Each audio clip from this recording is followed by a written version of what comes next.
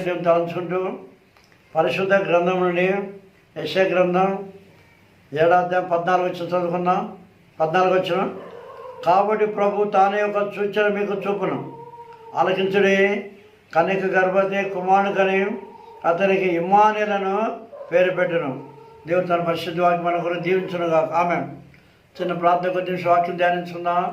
ఆశ్చర్యకరమైన దివ్య గ్రంథం ముందు ఆశ్చర్యమైన సంగతులు చూస్తున్నట్టు మాకొకరు మనం నేత్రం వెలిగించమని ప్రభు ద్వారా వేడుకొనుచున్నాం. ఆమేన్. ప్రియమైన వాళ్ళారా, ఈ యొక్క చదువు వాక్య భాగం గమనించినట్లయితే ఇక్కడ మరి కన్యాకుమారుని కానీ అతనికి ఇమ్మానుయేలు పేరు పెట్టిన రాబే ఇమ్మానుయేలు పేరు పెట్టారు అంటున్నా. ఇమ్మానుయేలు అనగా దేవుడు తోడని అర్థం. పుట్టినట్టు చూస్తున్నాం, దేవుడు మనకు తోడైనా అనగా ఇమ్మానుయేల్ ఏల్ అనే మాటలో ఇమ్మానుయేల్ అక్కడ ఏల్ అనే పదం వచ్చింది కాబట్టి దేవుడు మన తోడని అర్థం. ఏలి లామా సబక్తాని అని ప్రభు శిలువలో పెట్టి కేకవేసిన 4వ మాట బట్టి చూసినట్లయితే నా దేవ నన్ను ఎందుకు చేవిడిచిద్దు అనే మాట. అందువల్ల ఇశ్రాయేల్ అనే ఇమ్మానుయేలు పేరు పెట్టి అంటున్నా. అవును పేరా, ఇమ్మానుయేలు దేవుడు మన తోడని అర్థం. దానియేలు అనే అంశం బట్టి నా అంశం మనకు వస్తున్నా. దానియేల్ అని అన్నప్పుడు ఆ పేరులో ఎంత దేవుడు కలిసి ఉన్నారు. మరి దేవుడు న్యాయాధిపతి అని కానీ ఇమ్మానుయేలు అని చూశాను. దేవుడు మన తోడని అర్థం, మన తోడు అంటే ఇక్కడ దీన్ని బట్టి మనం చూసినట్లయితే మనకు ఒక మాట జ్ఞాపకం వస్తుంది. ప్రకటనలో మరి 1వ అధ్యాయం మనం చూసినప్పుడు ఆ 8వ వచనంలో అంటున్నా. ప్రకటన 1వ అధ్యాయం 8వ వచనంలో అల్ఫా ఒమేగా నేనే, వర్తమాన భూత భవిష్యత్తు కాలం ఉండేవాడు నేనే అని సర్వాధికారి దేవుడు నాకు ప్రభు సెలవిచ్చున్నా. చూసారా, అల్ఫా ఒమేగా నేనే, వర్తమాన భూత భవిష్యత్తు ఉండేవాడు నేనే. అల్ఫా ఒమేగా అని అన్నప్పుడు మన ఆంగ్ల భాషలో ఆల్ఫాబెటిక్స్ అక్షరమాల మొదటి అక్షరం ఏ వస్తుంది, ఆఖరి అక్షరం జెడ్ వస్తుంది. Alpha omega. అదేవిధంగా తెలుగు అక్షరమాల మొదటి అక్షరం ఆ వస్తుంది, ఆఖరి అక్షరం షా వస్తుంది. ఆ విధంగా మరి గ్రీక్ భాషలో కూడా మొదటి అక్షరం అల్ఫా, ఆఖరి అక్షరం ఒమేగా అనగా నీ మొదటిలో కనబడేవాడు నేను అర్థం. ఒమేగా అని అంటున్నా. వర్తమాన భూత భవిష్యత్తు ఉండేవాడు నేను అంటున్నా. వర్తమాన కాలం మనకు వర్తమాన కాలం ఆయన ఉన్నా. చూసారా, వర్తమాన కాలం అదే మనము వర్తమాన కాలం ఏమైనాడు ఆయన ఇమ్మానుయేలు అయినా. ఇప్పుడు జరుగుతున్న వర్తమాన కాలం అంటే భూతకాలం జరిగిపోయిన కాలం, భవిష్యత్తు కాలంలో జరగబో కాలం. చూసారా, అందువల్ల వర్తమాన కాలంలో యేసు ప్రభువు వారు ఎలా ఉన్నా అంటే ఇమ్మానుయేలు ఉన్నా. దేవుడు మన తోడని అర్థం, మన తోడైనా. ఇప్పుడు జరుగుతున్న కాలం, వాక్యం వింటున్నా, వాక్యం చదువుకుంటున్నా, ప్రార్థన చేసుకుంటున్నా, జరుగుతున్న కాలం వర్తమాన కాలం, ప్రజెంట్ టెన్స్. కాబట్టి మరి వర్తమాన కాలం యేసు ప్రభువు ఇమ్మానుయేలు ఉన్నా. మన తోడు మన దేవుడు మన తోడైన అర్థం. మత్తయి సువార్త 28వ అధ్యాయం 20 మనం చూసినట్లయితే ఇదిగో యుగ సమాప్తం సదాకాలం నీతో అంటున్నా. యుగ సమాప్తి వరకు సదాకాలం నీతో అంటున్నా. మనతో ఉండే దేవుడు, వర్తమాన కాలం మనతో ఉండే దేవుడు, నీ తోడైన దేవుడు. చెప్పారు, గమనించారా? అని మనం తోడుకున్నాను. ప్రభుత్వం సూత్ర భూతకాలం అలా జరిగిపోయిన కాలం, భూతకాలంలో దేవుడు ఉన్నాడు. నిన్న జరిగిపోయిన కాలం. ఇప్పుడు వాక్యం వింటున్నాము, వర్తమాన కాలం. నిన్న వాక్యం విన్నాము, భూతకాలం. రేపు వాక్యం వింటాం, భవిష్యత్ కాలం. అన్ని కాలంలో ప్రభునా. వర్తమాన భూత భవిష్యత్ కాలంలో యేసు ప్రభునా. అందుకే అల్ఫా ఒమేగా అంటున్నాం. మొదట కనబడాడు ఆయన. గమనించారా?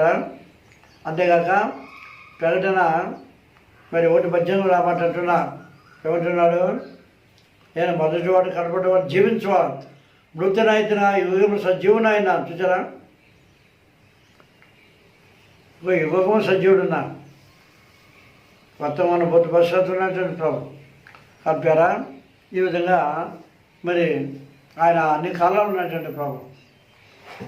భూతకాలం జరిగిపోయిన కాలం అంటే అక్కడ సమయాలు అంటున్నా దేవుడు సమయాలు అంటున్నాడు ఇస్రాయేల్ ప్రజలతో. మొదటి సమయాలు మనం చూసినప్పుడు కదా అక్కడ ఏం రాబడిందంటే ఆయన అంటున్నా ఇంతవరకు ఆయన మనకు సహాయం చేశాను అంటున్నా. ఇంతవరకు దేవుడు మనకు సహాయం చేశాను అని అన్నా. 12 వచ్చిన మొదటి సమయం 7:12 చూడండి, చదువుతాను. అప్పుడు సమయాలు ఒక రాయి తీసి విస్పాకును షేరుకుని మధ్య దాన్ని నిలిపి ఇంతవరకు యెహోవా మనకు సహాయం చేశానని చెప్పి దానికి ఎబెనేజర్ పేరు పెట్టాను. సహాయం చేశాను గడిచిపోయిన కాలం ఇంతవరకు సహాయం చేశాను అని చెప్పి ఆ రాయి నాటి ఆ రాయికి ఏం పేరు పెట్టారంటే ఎబెనేజర్ పేరు పెట్టాను. ఎబెనేజర్ అనగా పుట్టినట్టు సహాయపు రాయి అని అర్థం. దేవుడు మన కాలం సహాయం చేశాను అని అర్థం. ఆయన సహాయపు రాయి అంటే ఆయన యేసుప్రభు, ఆ రాయి అంటే యేసుప్రభు పేరు. ఆ బండ క్రీస్తు పౌలు అంద మొదటి కొరింథీ మరి 14 అంటున్నారు. మొదటి కొరింథీ మనం చూసినప్పుడు ప్రియారా అక్కడ ఆ బండ క్రీస్తు అన్న. ఎందుకంటే ఇక్కడ మనం గమనించాలి పౌలు చెప్పిన చాలా గొప్ప సత్యాలు ఉన్నాయి. ప్రియారా మనం గమనించండి ఇక్కడ ఆ బండ క్రీస్తు అని ఎందుకన్నా మొదటి కొన్ని 14 వచ్చిన అంటున్నాడు.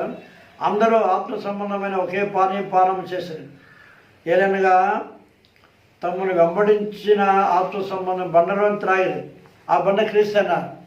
చూసా ఒక రాజు నాటి దానికి ఎబెనేజర్ పేరు పెట్టే సమయం సహాయపురాయి అంటే ఆ బండ క్రీస్తే. కానీ ఇక్కడ అంటున్నా అక్కడ మోసే బండను కొట్టగా నీళ్లు ప్రవహించాయి. యేసు కూడా నీళ్లు రక్తం ప్రవహించింది. చూసారా ఆ బండ క్రీస్తే. యోహాను సువార్త 19:14 మనం చూసినప్పుడు మరి కరుడైన వాడు ఈటితో పొడిచినప్పుడు నీళ్ళు రక్తం ప్రవహించింది. ఆ బండ క్రీస్తే. ఆ ఛాయలు నీడలుగా కనిపిస్తుంది. పాత్రలు అంతా కూడా ఛాయలు నీడ వేసుకోవాలి. ఛాయలు నీడలు ఎబ్రీ 10 చూసినప్పుడు 1 వచనంలో ధర్మశాస్త్రం అంతా రాబోయే మేలు ఛాయ కలదు కానీ నిజస్వరూపం క్రీస్తులు అంటున్నా. నిజస్వరూపము క్రీస్తులు ఉన్నది అని అంటున్నా. చూసారా ఆ ఛాయలు నీడలు ధర్మశాస్త్రంలో చేసుకోవడం ఛాయలు నీడలు. అది ఆ బండ క్రీస్తు అన్న. మోసే బండ కొట్ట నీళ్ళు ప్రవహించాయి. యేసు అన్న బండను కొట్టగా నీళ్ళు రక్తం ప్రవహించింది. చూసారా మన నిజస్వరూపం క్రీస్తు ఉన్నదని కొలసి 2:10 చూస్తున్నాం. నిజస్వరూపం క్రీస్తు ఉన్నది. పాత అంతా కూడా ఛాయలు నీడలు. 39 పుస్తకాల్లో ఆదికాండం మొదలు మలాకి వరకు 39 పుస్తకాలు ఆయన నీడలు ఛాయలు. కాబట్టి మనం ఎవరైనా దూరదర్శనం ఉన్నప్పుడు మన బంధువులు ఫోటో పెట్టుకుంటాం. అదే ధర్మశాస్త్రం అంతా కూడా ఫోటోలు ఛాయలు నీడలు. ఆయన నీడలు నిజస్వరూపం క్రీస్తున్నది అంటున్నా. ఆ మనిషి దగ్గరికి వచ్చినప్పుడు ఫోటో పడేసి ఆ మనిషిని చూస్తాము. అదేవిధంగా యేసు ప్రభు నిజస్వరూపంగా కొత్త నిబంధనలో ప్రవేశమయ్యారు, జన్మించారు. అందువల్ల అతి దేవుడు దైవ స్వరూపం మనం చూసుకుంటూ ఆయన మనకు అన్ని విధాలా మనం సహాయం చేసే దేవుడు. అంతేకాకుండా వర్తమానకాలం ఉన్నాడు, భూతకాలం ఉన్నాడు, భవిష్యత్తులో ఉన్నాడు. భవిష్యత్ కాలాన్ని బట్టి అబ్రాహాము తన కుమారుడైన ఇస్సాకును బలి అర్పించినప్పుడు అబ్రామా ఆగు అన్నారు. ఆ పిల్లవాడిని చేయవేద్దన్నారు. వెళ్ళదట్టు చూసినప్పుడు పొట్టేలు తగులుకున్నాను. ఆ చిక్కులు కొమ్మలు ఉన్నది. ఆ పొట్టేలు తీసి అబ్రాహాము ఇస్సాకు మారుగా బలిచ్చారు. ఆదికాండం 22:13 చూసి 15:13 వరకు. మరి అక్కడ రాబడిన మాట ఆ స్థలం యెహోవా ఈరే అని పేరు పెట్టారు. యెహోవా చూసుకొను అంటారా. మన శ్రమలు, బాధ, ఇబ్బందులు, వ్యాధులు, అప్పులు ఉన్నప్పుడు యెహోవా ఈరే అనుకోవాలి. నా దేవుడు యెహోవా ఆయన చూసుకుంటారు. ఆయన పైన భారం వేసినప్పుడు అద్భుతంగా మనం సహాయం చేయగలరు.